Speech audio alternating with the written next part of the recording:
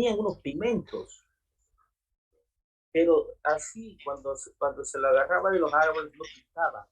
Tenían que pasar por un proceso de extraer, de aislar, separar y recién ahí pintar. Y ahora todos esos tres productos nosotros los conocemos.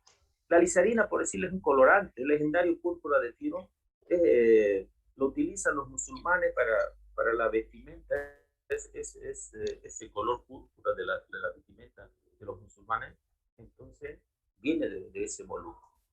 Pero, repito, tenía que, no se conoce cómo, pero lo que está claro es que cuando se agarran esas especies de plantas, los moluscos no pintan directamente. Pero después de un proceso de extracción, separación y purificación es que recién pintan. Y esos procesos se deben con reacciones químicas. No se sabe cómo, pero entonces ya se conocía que tenían que realizar algún proceso. Entonces eso es lo primero que se tiene como evidencia de que los antiguos, los pueblos históricos, prehistóricos, ya conocían cómo tratar los compuestos orgánicos. Diga, por favor. Desde muy antiguo se sabía que la grasa animal se podía convertir en jabón por tratamiento con lejía. Lejía. Lejía. Ok. Entonces, la lejía es, ¿cómo se llama? Los primeros jabones que ustedes por ahí conocen o pregúntenle a sus padres o sus abuelos, es lo que se llamaba el jabón de lejía, que se utiliza todavía en el campo por acá, por el puente, se llama de ida a hay una planta que yo conozco, que se extrae de del aceite de palma que hay por allá, y hay otro aceite que se llama, bueno, no recuerdo, y lo hacen con ceniza. Entonces, esa reacción es la que le dicen lejía. También ahora nosotros sabemos que ese jabón, como te digo, hay una planta por aquí, pasando San Ramón, donde hacen ese jabón. Y ahí lo ponen en una paila y lo ponen a cocer y con aquella ceniza de, no es cualquier árbol, es decir, tiene que ser algunos árboles especiales, y obtenemos jabón. Jabón que limpia, que hace forma, espuma. Entonces ya sabemos que había una reacción química. Entonces, ellos ya también tenían que saber, porque tenían que saber las proporciones, tanto de grasa como de ceniza para poder elaborar. Segundo, entonces, primer punto, los colorantes, segundo punto, los jabones. Siga, por favor. Hasta época tan reciente como 1948, los químicos orgánicos no pudieron sintetizar productos que fueran capaces de competir con el jabón detergente, entre paréntesis detergente. Okay, entonces, hasta 1948, la única manera de lavarnos, de asearnos, de lavar ropa, era con estos jabones. Entonces, solamente a partir de 1948 es que se descubren los jabones o detergentes.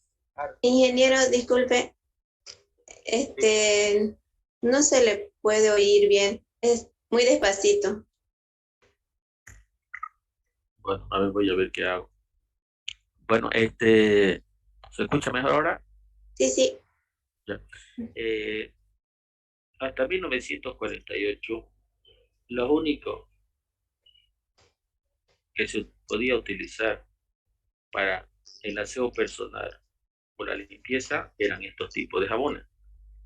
Ya después de un tiempo ya no se utilizaban las cenizas, sino que se utilizaba lo que se llama la sosa cáustica, y solamente en 1948 aparecieron los primeros detergentes artificiales que se llaman, los derivados del petróleo.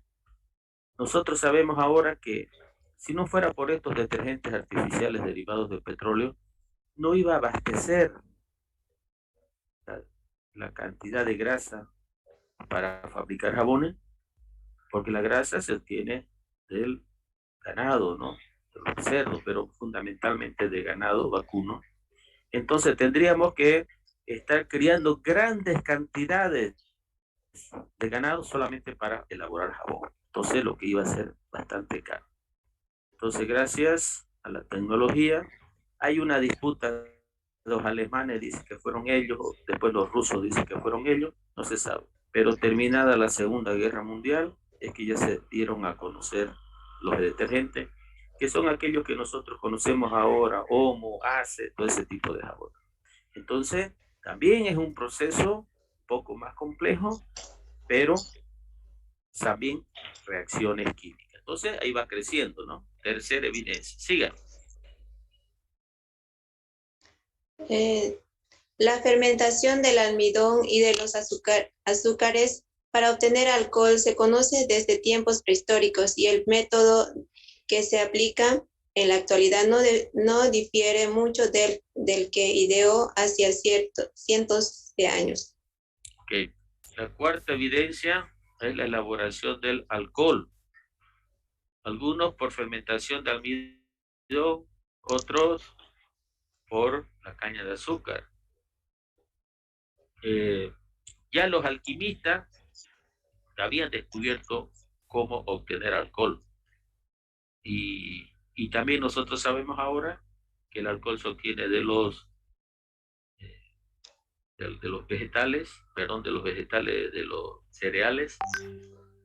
Fíjense, tenemos vino de la uva, tenemos whisky del sorgo, tenemos alcohol etílico de la caña de azúcar, de la remolacha, del sorgo, etcétera, ¿no? Y todos ellos se basan bajo el mismo principio de hace 400 años atrás. ¿Qué es lo que ha cambiado? Lo que ha cambiado es la automatización de los equipos, el mejor control de calidad, la mejor eficiencia, pero el sistema se emplea agua, se emplea levadura y se emplea hidratos de carbono, los que vienen de estos cereales. Entonces, y fíjense, todas estas cosas que estamos viendo aquí, todo de gran utilidad para la humanidad. Ok, entonces eso ha sido las cosas más que yo, por decirle, he considerado importante, ¿no? En el libro que yo que les decía ayer, existen otras cosas, pero yo las hallé menos importantes. El que quiera, está interesado en ver qué otras cosas más aparecieron en la prehistoria, puede leer el libro. Ahora, desde el punto de vista científico, yo ayer le decía, ¿qué significa científico? Cuando se le estudia, cuando se le experimenta, cuando se la demuestra. Ahora, entonces, desde el punto de vista científico, veamos qué cosa importante nos ha arrojado la química orgánica. Siga, por favor. La química orgánica, tal y como hoy la conocemos, arranca de finales del siglo XVIII, cuando se inició el aislamiento de sustancias orgánicas del extracto de origen natural. Ok, entonces fíjense, yo cuando le dije acá de los colorantes, yo le dije que ellos así directamente, estos árboles, estas hojas, no pintaban. Tenía que haber alguna manera de extraerlo y purificarlo. Entonces, fíjense, la química orgánica como ciencia, entonces en el siglo XVIII, ¿qué fue lo que comenzó? A aislar las sustancias orgánicas de algunas plantas y de algunos animales. Entonces, comenzaron a estudiar cómo separar, aislar y purificar esas cosas. ¿Ok? Entonces, ¿por qué? Porque los productos orgánicos la mayor parte no se encuentran puros. Entonces había que buscar la manera de cómo separarlo. Siga, por favor. En este orden de cosas son dignos de mención los estudios que el alemán Carl Schirle llevó a cabo entre los años 1769 a 1786 sobre aislamiento de diversos compuestos orgánicos de fuentes naturales. Ok, entonces el primero que desarrolló esos estudios fue Carl Schirle. ¿Qué hizo? Aislar. Siguiente, siga. ¿Por dónde? 1784. Ya.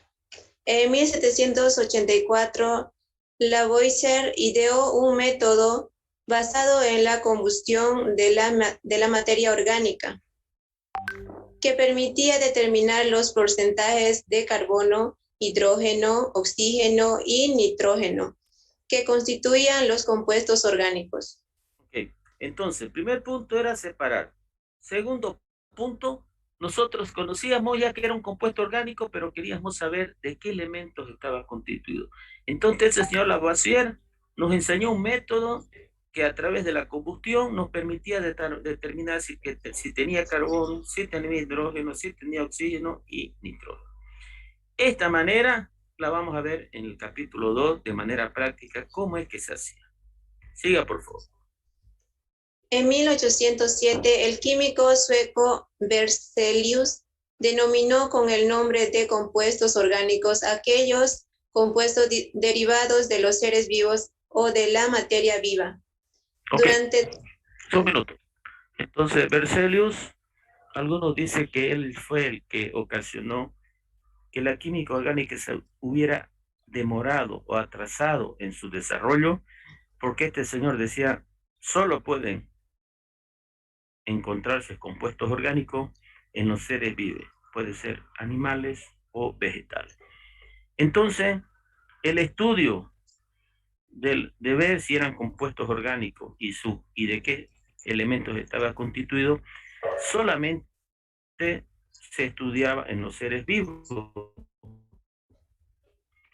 lo que es ocasionó que se tarda, ¿no? Ok, listo, gracias. A ver, José Fujimoto, gracias. De nada, Inge. Sí, diga.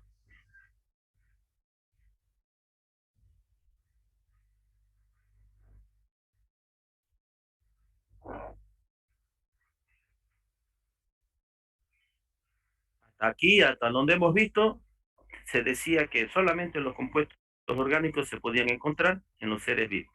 Por eso, por ejemplo, lo primero que vimos, dice, de las plantas sacaron algunos pigmentos y unos moluscos, son seres vivos.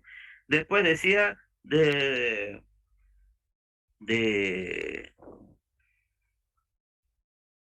los cereales, por decirle que son vegetales, que son seres vivos. Entonces, se decía que solamente los compuestos orgánicos se encontraban en los seres vivos.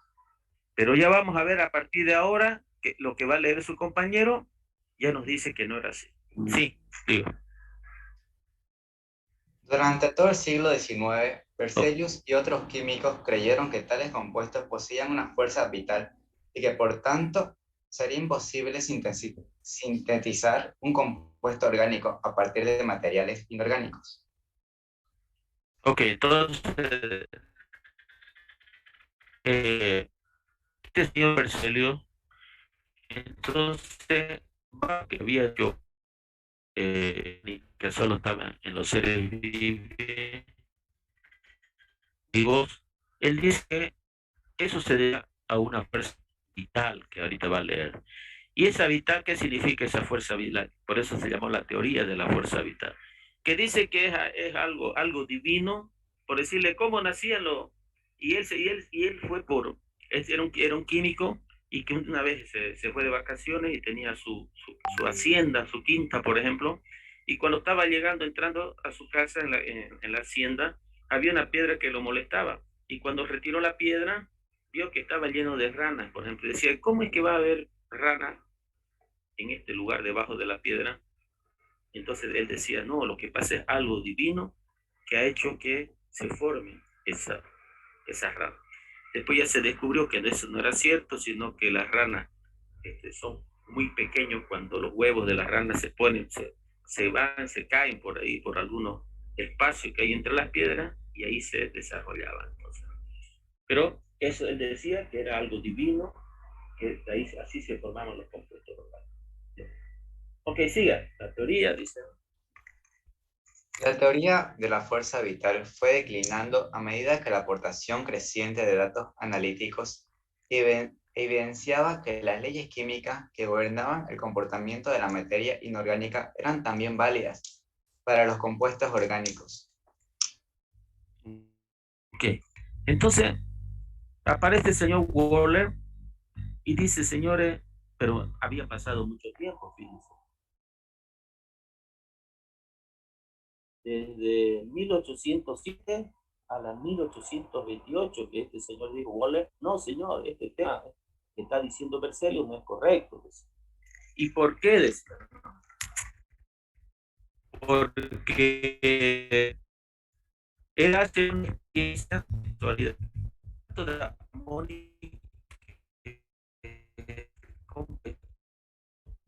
en ocasiones él se fue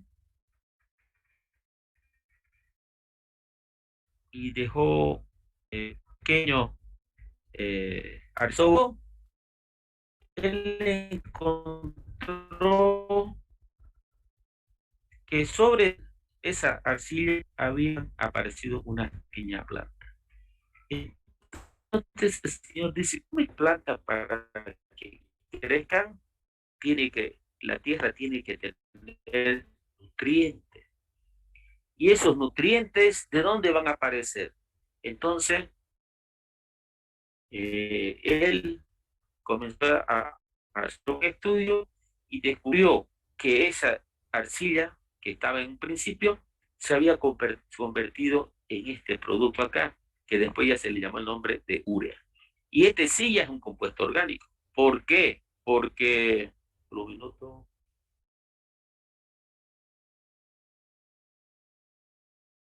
porque aquí está el carbono solo. En cambio, aquí el carbono está unido. Por eso este es un compuesto inorgánico. Pero acá está solo. Se une por un doble enlace con el oxígeno, nitrógeno, hidrógeno, nitrógeno, hidrógeno. Entonces este compuesto ya es la urea. Y como la ventana la había dejado abierta y había sol y de repente en algún momento llovió y fuera, dice, de su laboratorio habían algunos pequeños arbustos y de repente con el viento hizo que alguna pequeña semilla caiga sobre esa arcilla, que se pensaba que era arcilla, y por eso nació la planta. Porque si hubiera caído esa pequeña semilla aquí, no hubiera crecido la planta, porque esto no son nutrientes. En cambio acá, yo le decía que la urea, que es uno de los fertilizantes más utilizados en el mundo, ¿por qué? Porque tiene carbono, nitrógeno, oxígeno e hidrógeno, que son los llamados 4 elementos biogenésicos. Cuando lanzan sondas a Marte, al espacio, ¿qué es lo que hacen? Sacan una muestra y analizan si hay estos elementos. Si uno de estos elementos no existiera, entonces se dice no hay vida. Entonces, por eso le llaman los 4 elementos biogenésicos. Entonces, a partir de esto, el estudio de la química orgánica cambia radicalmente. Entonces se echó por tierra la teoría de la fuerza vital y se demostró que la química orgánica también se podía obtener de compuestos inorgánicos y no solamente de seres vivos. Por lo que nuevamente la química orgánica comenzó a desarrollarse y se descubrieron muchos avances. Siga, por favor. La síntesis de la urea obligó a un replanteamiento de la definición de compuesto orgánico, pasándose a denominar como tal todo compuesto que contuviese carbono en su estructura. Ok, entonces, cuando se descubrió esa reacción, se vio que de un compuesto inorgánico se obtiene un compuesto orgánico y todo se replanteó el estudio de la química orgánica. Sigue. Durante el primer tercio del siglo XIX, investigadores como Gay-Lussac, Liebig y Berzelius descubrieron y perfeccionaron nuevos métodos analíticos que permitieron determinar la clase de elementos, así como su proporción que constituían los Entonces, compuestos lo orgánicos. primero que apareció,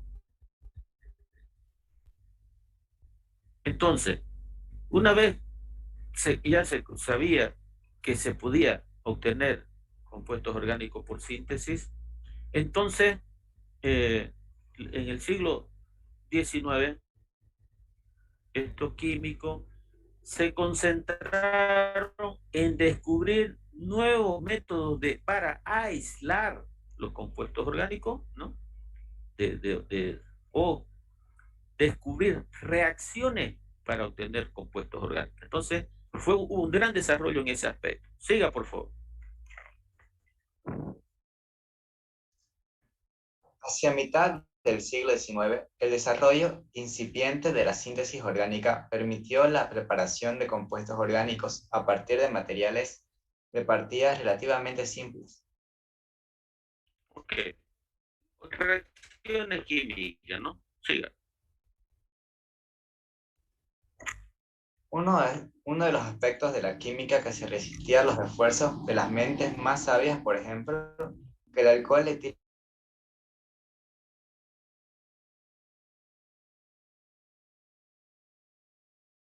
CHO, pero mientras que el primero es un líquido con punto de ebullición de 78 grados Celsius, el segundo es un gas.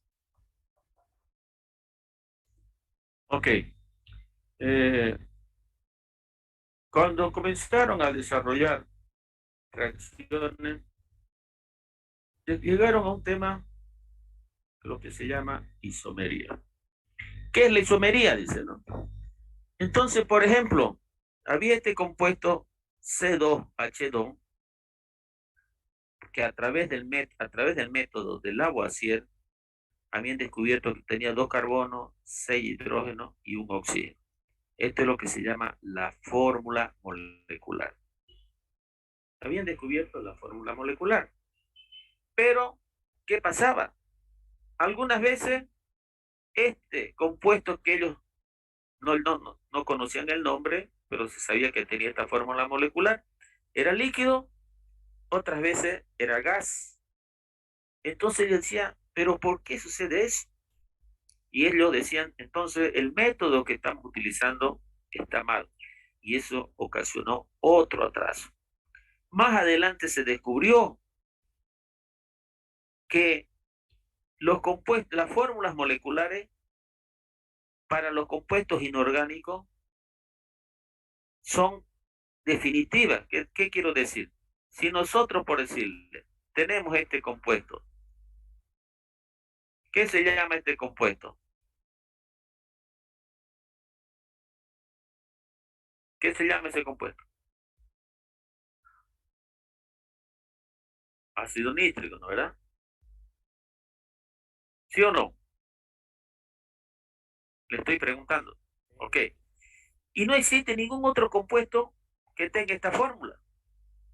Pero en química orgánica este compuesto se podía encontrar unido de esta manera. Fíjense.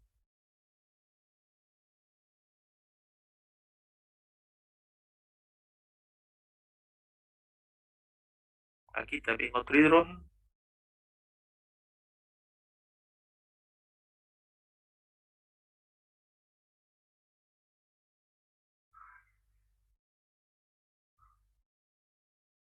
Fíjense.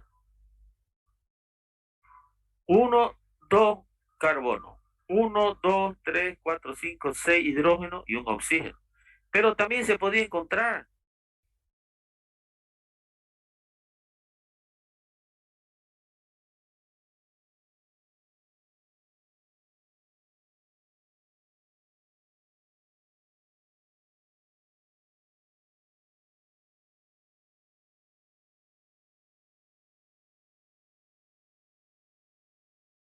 entonces dice 1, 2 carbono, un oxígeno, 1, 2, 3, 4, 5, 6.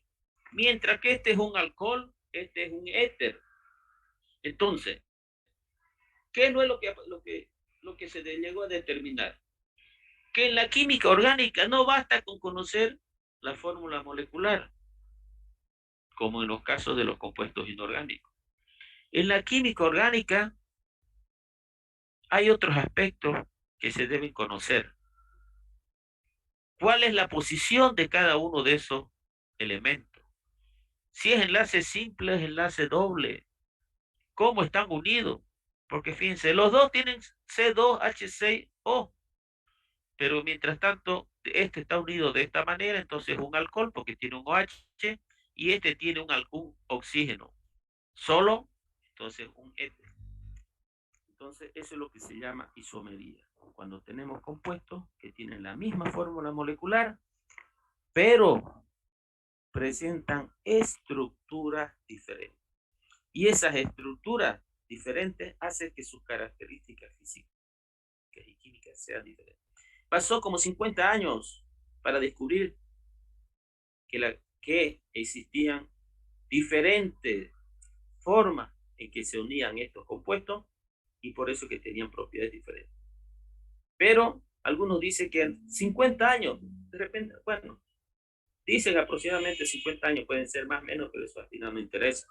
Lo que sí interesa es que para descubrir esto se demoró muchos años, pero para llegar a descubrir este fenómeno de la isomería, se tuvo que estudiar bastante la química orgánica y por lo que hay otros autores que dicen que eso ha sido una gran oportunidad para conocer más de la química orgánica. Más adelante de esto, ¿qué otras cosas se ha obtenido aspectos importantes en la química orgánica? Por los años 50, ya en 1950, se comienzan a descubrir, como dijimos, los detergentes, ¿no? Se comienzan a descubrir los plásticos. Por eso, la literatura dice que se debería decir que el siglo XIX, el descubrimiento de los plásticos, se debería llamar la tercera revolución industrial.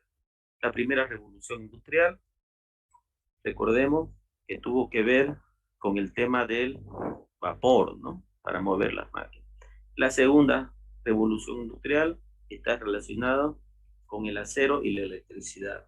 Entonces dice que la tercera debería ser el desarrollo de los plásticos. Entonces, ahora si nosotros nos ponemos a ver qué sería si no hubieran los plásticos. O sea, cambió radicalmente el modo de vivir, el modo de producir, etcétera, con el aparecimiento de los plásticos. Y por último, el tema de la química orgánica, como le dije en la clase pasada, ahora actualmente se está concentrando mucho en el desarrollo de nuevas medicinas, nuevas vacunas y en el desarrollo de nuevos fertilizantes y semillas más resistentes a la sequía, más resistentes a las plagas. Entonces ahí es donde se está concentrando el desarrollo de la química orgánica. Algunos llaman también que el tema de la conservación de los alimentos, pero yo no lo considero, yo no lo considero mucho de la química orgánica. Esa es una nueva ciencia que está apareciendo ahora, que se llama biotecnología. Cómo los alimentos se pueden conservar mucho más tiempo. Ok, bueno, entonces eso con relación a la evolución. Ahora veamos algunas diferencias entre los compuestos orgánicos e inorgánicos. Gracias, José Fujimoto. Ahora vamos a ver algunas diferencias de los compuestos orgánicos e inorgánicos y por qué es importante conocer estas diferencias. Porque nosotros vamos a ir conociendo algunas propiedades de estos compuestos, solamente conociendo, porque esas diferencias están relacionadas con la estructura, están relacionadas por su origen, están relacionadas por la forma en que se unen. La clase de ayer dijimos que los compuestos inorgánicos se forman por enlaces iónicos y los enlaces orgánicos por enlaces covalentes. Entonces, estas formas diferentes de unirse hace que los compuestos tengan propiedades diferentes. Ok, ¿puede leer nuestra amiga Vanessa Díaz, por favor?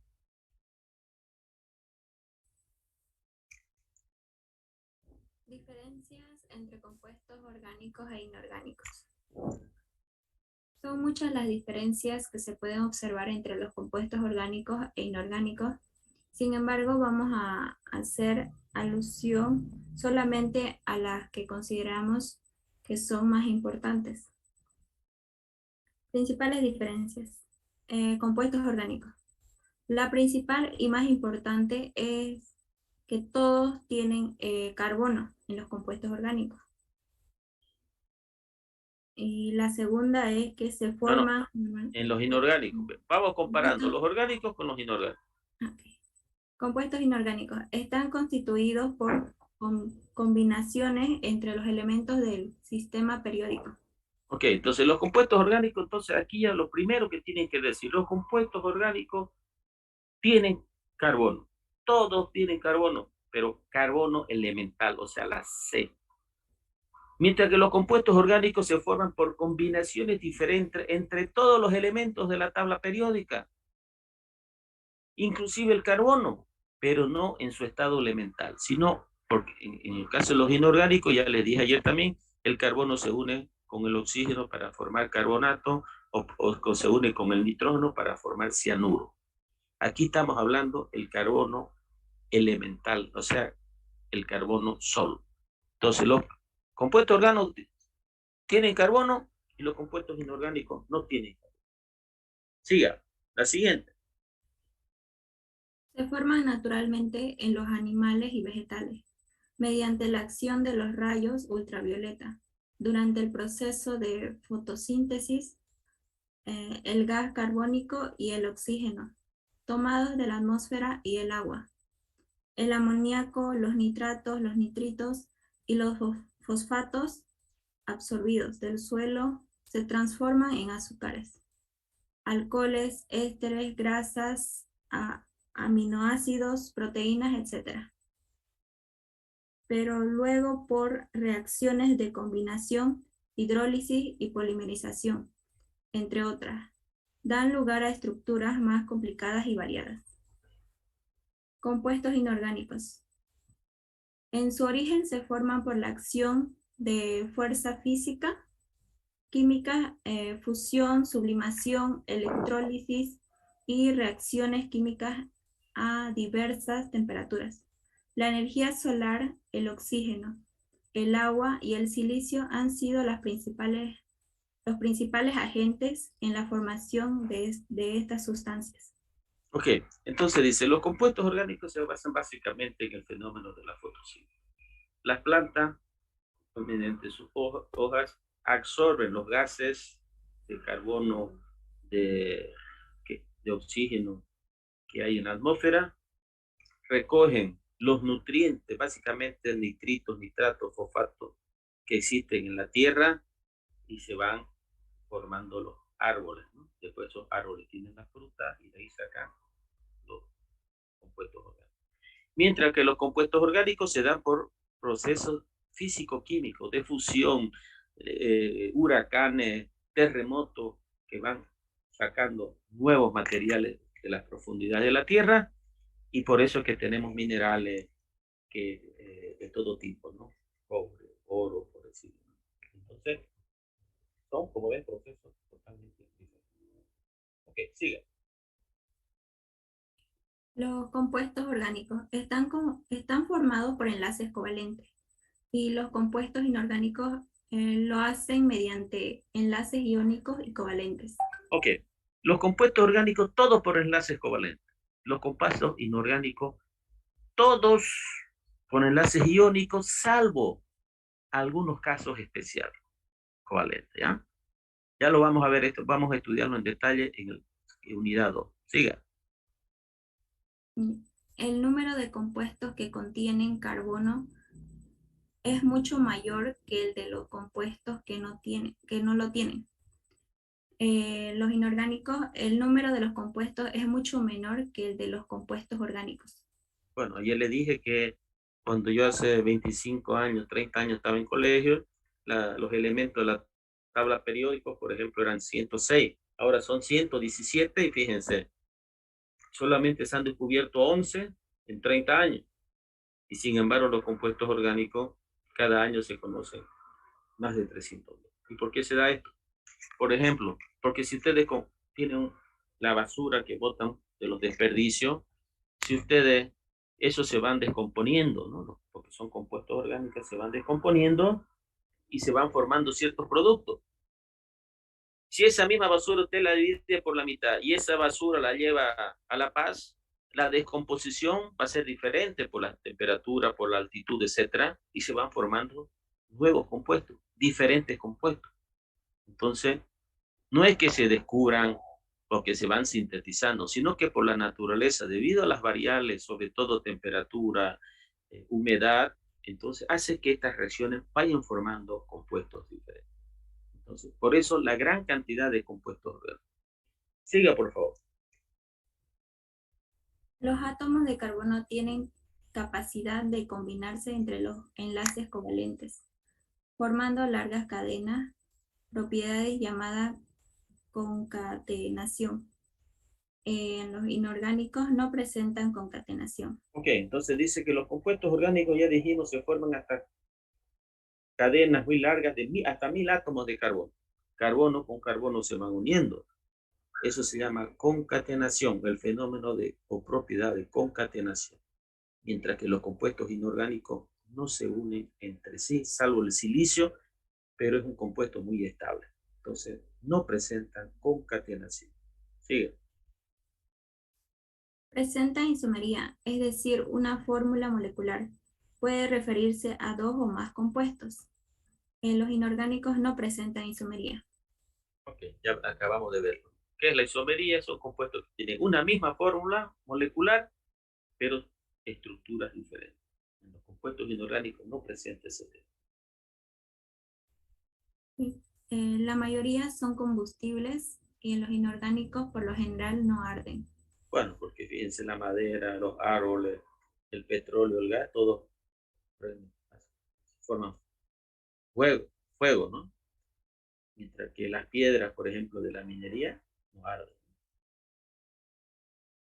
Dice, se descomponen fácilmente por el calor, porque, por ejemplo, los plásticos usted los calienta y se deforman. Usted agarra una piedra, la calientan y no pasa nada. Los compuestos orgánicos son gases líquidos y sólidos de bajo punto de fusión. La mayor parte son gases, mientras que los inorgánicos presentan elevado punto de fusión, porque la mayoría son sólidos, exceptuando el mercurio. Los compuestos orgánicos son insolubles en agua. Usted agarra gasolina, la mezcla con el agua, aceite lo mezcla con el agua y no se mezclan, no se solubilizan. Por eso se dice que no son solubles en agua, mientras que los compuestos inorgánicos sí son solubles.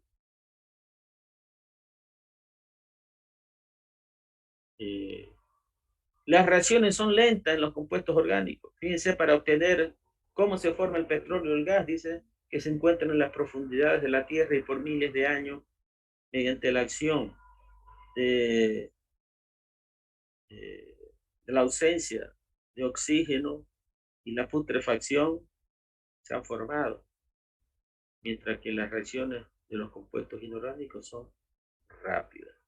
Aquí hay otra cosa, dice, ¿no? Entonces, cuando son solubles en agua, como en el caso de los inorgánicos, se forman iones. Los iones son elementos que tienen carga y cuando tienen carga, conducen electricidad. Como los compuestos orgánicos no se solubilizan en agua, por lo tanto no forman iones y por lo tanto no conducen electricidad. Los compuestos orgánicos no conducen electricidad y los compuestos inorgánicos conducen electricidad. Existen otras características o diferencias, pero yo considero estas que son las más importantes. Ok, gracias, Vanessa. Romer Aguilera. Va a leerle después, pero sabe que aquí hay unas cosas que yo les he puesto, que el carbono está dentro de los elementos del grupo 4A, junto con el silicio, el germanio, etc. Esto yo los puse para los que quieran darle una revisión, pero todo esto se lo ve en química general. Ok, vamos a ver las formas de presentación del carbono. Por favor, ¿puede leer?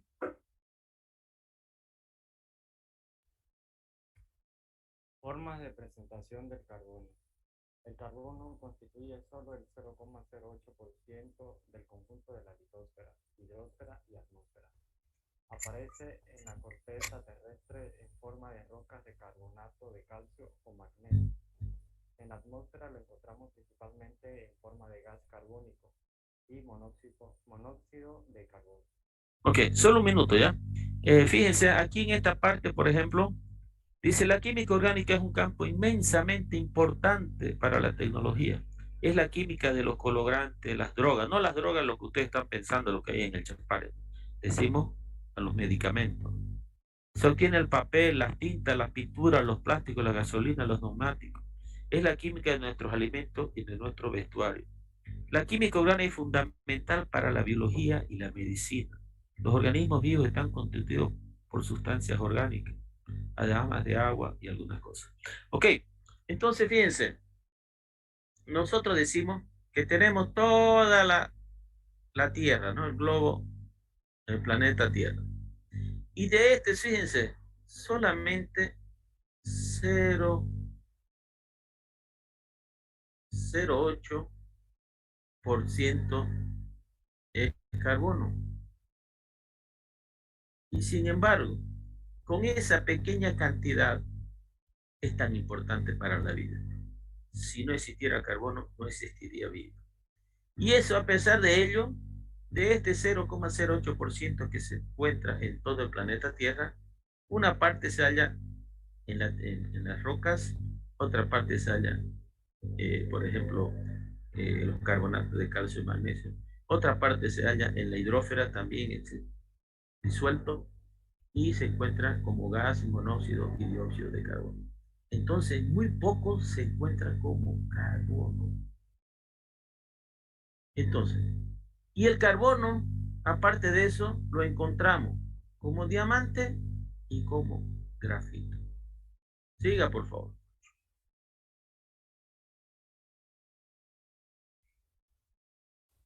¿Desde dónde continúo? Existen depósitos naturales. Existen algunos depósitos naturales de carbono elemental en forma de diamante y de grafito. Grafito es la forma alotrópica más estable del carbono a temperatura, presiones ordinarias. Es blando, negro y resbaladizo, con una densidad de 2,25. Sus propiedades están ligadas a su estructura. Siga, siga. Esta consta de átomos de carbono ordenados en capas planas de anillos de 6 miembros. 3 de los 4 electrones de valencia de cada átomo de carbono participan en los enlaces con los carbonos de su mismo plano, mientras que el cuarto electrón forma un enlace más débil perpendicular a dichos planos. Las capas pueden deslizarse horizontalmente con facilidad al romperse esos enlaces y formarse otros nuevos. Debido a ello, el grafito se utiliza como lubricante, como aditivo para aceite de motores y en la fabricación de minas para lápices. Otra propiedad importante es la facilidad con que el grafito conduce la corriente eléctrica. Siga. Diamante. A diferencia del grafito, el diamante es una de las sustancias más duras que se conoce. Es incoloro, no conduce la electricidad y es más denso que el grafito. Estas propiedades corresponden a su estructura, una red de átomos de carbono distribuidos de forma tetraedro, separados de sus átomos vecinos por solo 1,7. En esta estructura se presentan enlaces muy fuertes sin que haya electrones débilmente retenidos. Por ello, el diamante es muy duro, no conduce la electricidad y tiene punto de fusión más elevado que se conoce de un elemento. Ok, entonces fíjense, yo estoy diciendo que el grafito igual carbono y el diamante igual carbono. El grafito es blando y presenta una estructura planar, así, el grafito. Mientras que el diamante presenta una arriba y otra abajo. Entonces ¿qué es lo que lo diferencia? La estructura. Y esa estructura hace que cuando está en un solo plano, tiene una densidad 2,25. Y sin embargo, el grafito el diamante 3,53. El uno es blanco, blando, negro y rebaladizo. Se lo utiliza en las grasas para las movilidades o en los lápices, como dice. El diamante es blanco, bien brillante, no conduce la electricidad y es muy duro. Se lo utiliza para corte. Cuando ustedes van a una vidriería y le cortan un vidrio,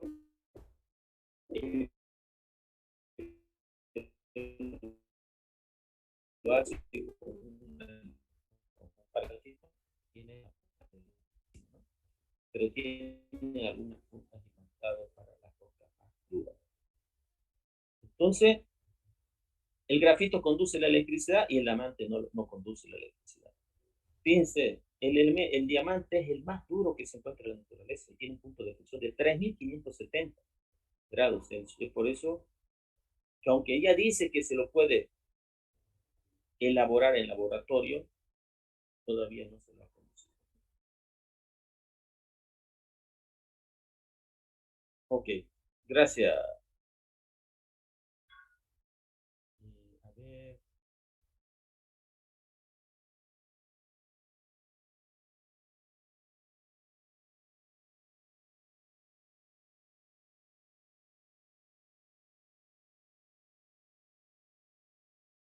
Melissa Díaz, ¿por qué no prende su cámara?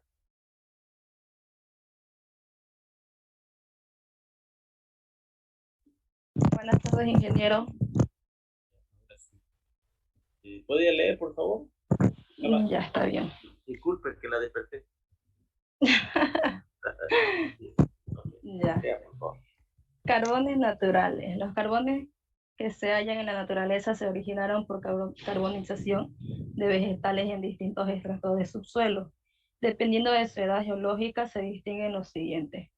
Ok, este tema, por ejemplo, lo utilizan mucho los petroleros, los geólogos. Ellos quieren saber, por decirle, si hay petróleo o no hay petróleo. Entonces los geólogos se van por ciertos lugares y comienzan a extraer muestras y esas muestras las analizan. Entonces, donde hay gran porcentaje de carbono, entonces existen muchas posibilidades de que haya petróleo o gas. Entonces, ellos van y buscan esas rocas para ver qué cantidad de carbono tiene. Y dependiendo de la cantidad de carbono que tengan, se conocen desde el punto de vista geológico o mineral 3 o 4 tipos de carbono natural. Dígalo, por favor. Ya. La antracita es el más rico en carbono, 98%, y posee de 5 a 6% de materiales volátiles, siendo de la mayor calorífica. La hulla posee de 70 a 90% de carbono y llega a tener un 45% de materiales volátiles, y es desde el punto de vista químico industrial el carbono más interesante. De la hulla por destilación en ausencia de aire se obtienen gases combustibles denominados también de alumbrado, gases amoniacales, alquitrán y un 20% de coque. Destilando el alquitrán se separa una gama enorme de productos que tienen aplicación como disolventes, colorantes, plásticos, explosivos y medicinas. Los lignitos y turbas son de menor contenido de carbono y consecuencias tienen usos más restringidos. Okay. Melissa, la próxima, respete la coma. Okay. Sí, es que me puse nerviosa. Pensé que sí, me iba durmiendo que me iba a decir. No. Okay. No me preocupa tanto que se duerman, sino que ronquen. Por suerte, ya apagó el micrófono. Ok, bueno, entonces dice, fíjese, la antracita, 98% de carbono, y tiene, dice, el resto son materiales volátiles. Materiales volátiles son cuando lo están extrayendo, desprenden gas, a eso se refiere. Entonces, cuando esa roca descubre que tiene harto carbono, entonces ahí hay mucha posibilidad de encontrar petróleo y gas. No significa que ya encontraron. Ustedes han escuchado muchas veces, dice, han descubierto un pozo donde hay mucha posibilidad de que encuentre petróleo. Y después, ¿saben qué? No ha sido rentable. No es que no encontraron, solamente que no es rentable extraer. Luego viene la hulla, que posee entre 70 y 90% de carbono, pero tiene muchos volátiles. Y estos volátiles es lo que son importantes para la química industrial. Porque de esos materiales volátiles, en ausencia de aire,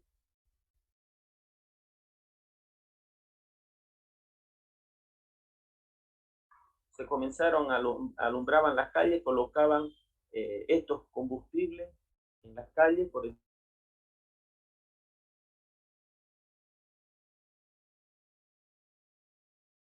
Estos se obtienen colorantes, plásticos, explosivos y medicina. Entonces, es muy importante para la industria química. Y por último, los lignitos y turba tienen bajo contenido de carbón y son lo que nosotros escuchamos carbono mineral. Sirven para quemarlo y generar calor, así como es el gas, para, por decirle, calentar agua. Se lo utiliza en la industria para calentar agua, generar las turbinas y generar energía.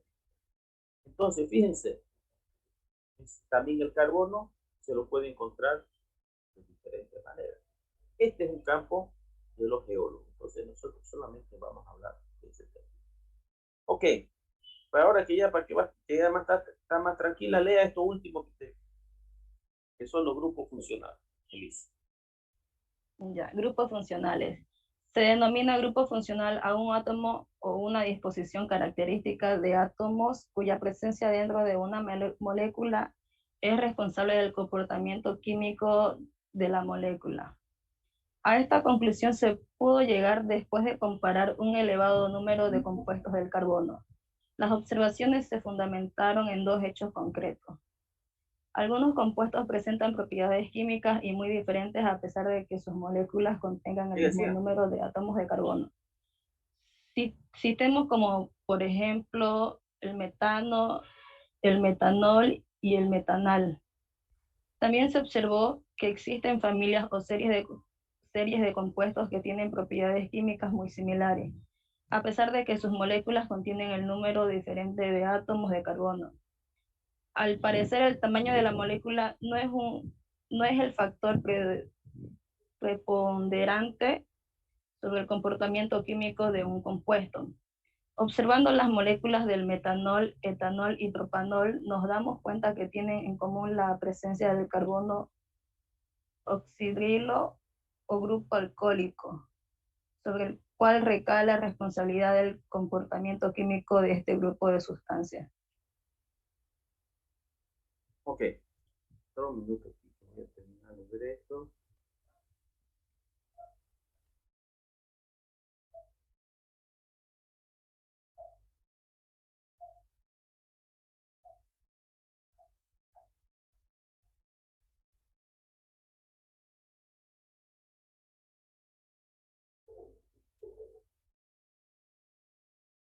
Ok, entonces,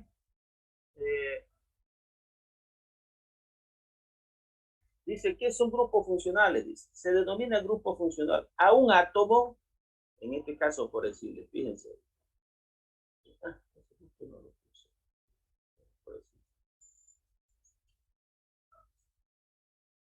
En este caso,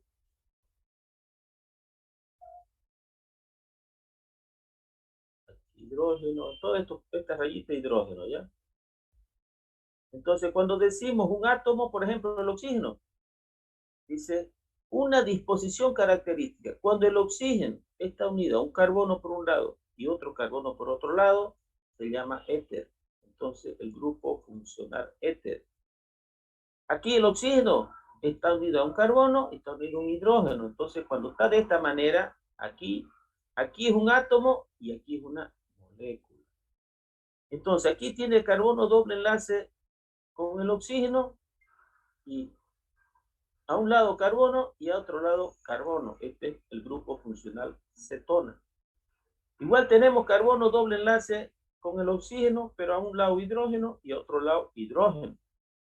Entonces, esto es un aldehído, o sea, metanal. El grupo funcional metanal. Entonces, en química orgánica se llaman grupos funcionales a estas disposiciones de átomos y moléculas. En química inorgánica, nosotros también existen grupos funcionales, que son, por ejemplo, los ácidos. Ácido es cuando tiene un hidrógeno, por ejemplo, ácido clorhídrico. Tenemos los hidróxidos cuando tenemos OH, ¿no? Tenemos las sales, ¿no? Etc. Entonces, todos esos compuestos, diferentes compuestos inorgánicos, aquí en química orgánica se llaman grupos funcionales. Y estos grupos funcionales son los que nos definen las características o propiedades físicas. Nosotros podemos tener un alcohol que tenga, los alcoholes son los que tienen OH unido a un carbono. Pero si nosotros tenemos otro compuesto que igual tiene un OH, pero tiene 2 carbonos, tenemos un OH que tenga 5 carbonos, las propiedades físicas y químicas prácticamente no cambian, por más que tenga 1, 2, 3 o 4 átomos de carbono. Pero sí, cuando nosotros, por ejemplo, aquí tiene un oxígeno, y aquí tiene un oxígeno, pero doble enlace, por más que, o aquí por decir, tiene un oxígeno por doble enlace, y no tiene, solamente tiene un carbono. Y aquí también un solo carbono, pero sus propiedades son bien diferentes entre este y otro.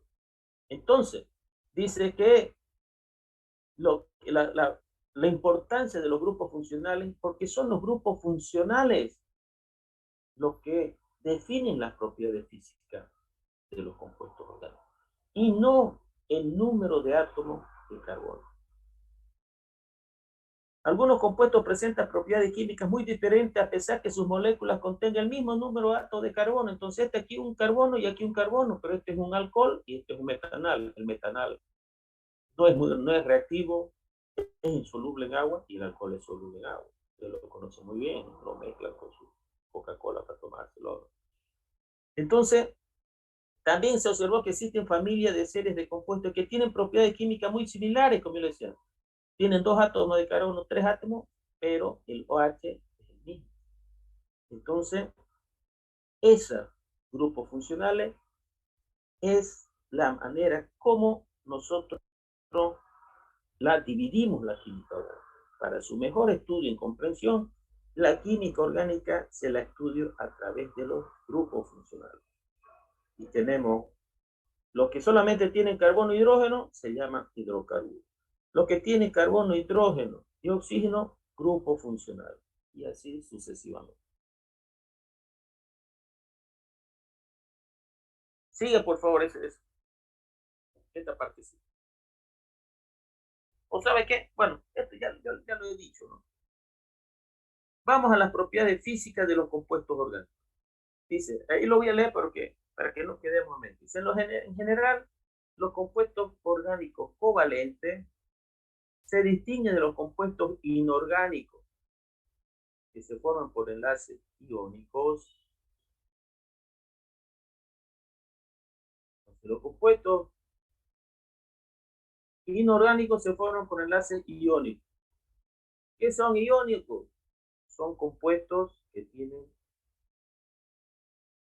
cargas.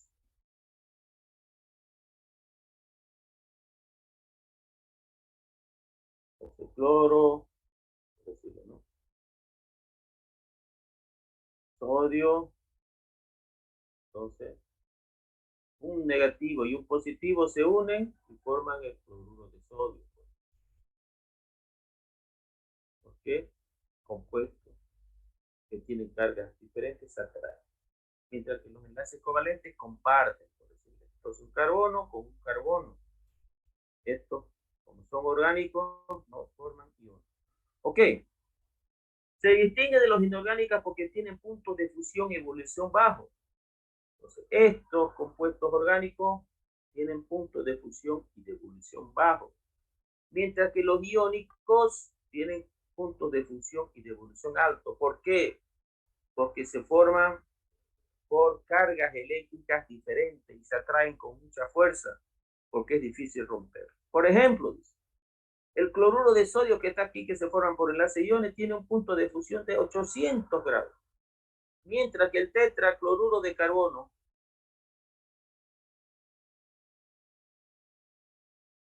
que se forma por enlace covalente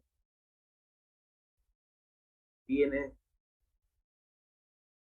un punto de fusión de 76,5, muy bajo. Gran parte de los compuestos orgánicos tienen de fusión y evolución muy por debajo de los 300. Entonces, en general, los compuestos orgánicos están, dice, por debajo de los 300 grados de punto de fusión y evolución, mientras que los compuestos orgánicos mucho más altos. Por lo general, los compuestos orgánicos se disuelven en compuestos no polares. Entonces, los compuestos orgánicos, por ejemplo, cuando usted se ensucia con grasa, se lava con gasolina o se lava con alcohol y sale. Pero si se lava con agua, no sale, pues. Entonces, ¿qué significa eso? Que los compuestos orgánicos son solubles en otros compuestos orgánicos, mientras que los compuestos inorgánicos solamente son solubles en agua. Por lo general, los compuestos orgánicos se disuelven en sus disolventes no polares. Los hidrocarburos tienen densidades relativamente bajas. Lo que tiene mayor densidad son en torno de 0,8, 0,85 que debe ser. ¿Qué significa esto? Si nosotros mezclamos un compuesto orgánico con agua, el compuesto orgánico se va arriba y el agua queda abajo. Por eso a veces encontramos, dice, que hay un navío que se está prendiendo fuego en el mar. Dice, ¿cómo se va a prender si hay tanta agua en el mar? ¿Por qué? Porque como no se mezclan, los compuestos orgánicos quedan en la superficie y pegan fuego. Ok. Clasificación de los compuestos orgánicos. La próxima clase, el día jueves, vamos a ver esta parte. Y ahí, al comenzar el segundo capítulo, aquí vamos a terminar el primer capítulo. Al comenzar el segundo capítulo, vamos a ver esta clasificación. Aquí las tenemos, pero las vamos a explicar mejor en una pequeña tableta. ¿Ok? Entonces, nos encontramos el día jueves a las 2 en punto. ¿Alguien tiene alguna duda, alguna consulta?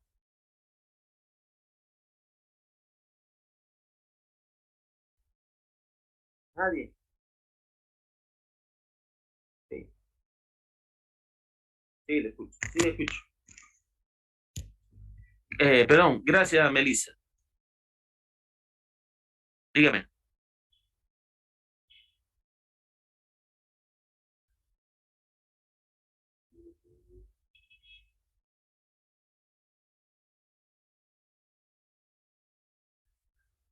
A ver. Ya, ok. Perfecto. No tengo ningún problema.